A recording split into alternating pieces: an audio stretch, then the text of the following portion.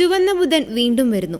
ക്രൈസ്തവർ നേരിടുന്ന മതപീഡനങ്ങളിലേക്ക് ആഗോള ശ്രദ്ധ ആകർഷിച്ചുകൊണ്ട് പൊന്തിഫിക്കൽ സന്നദ്ധ സംഘടനയായ Aid to the Church in Need ആരംഭം കുറിച്ച ചുവപ്പ് ബുധൻ ആചരണം ഈ വർഷവും നടത്തപ്പെടുന്നു.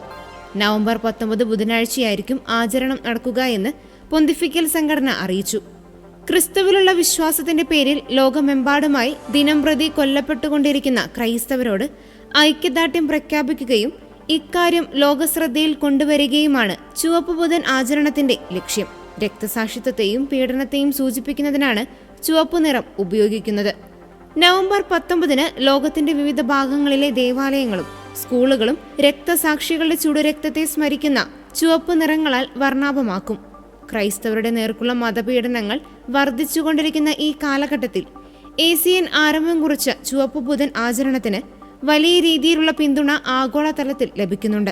വിശ്വാസികൾ ചുവന്ന വസ്ത്രങ്ങളോ ചുവപ്പ് റിബണുകളോ മറ്റും ധരിച്ചും പ്രത്യേക പ്രാർത്ഥനകൾ നടത്തിയും പീഡിപ്പിക്കപ്പെടുന്നവർക്ക് വേണ്ടി പ്രാർത്ഥിച്ച് ഐക്യദാർഢ്യം പ്രകടിപ്പിക്കുന്നു.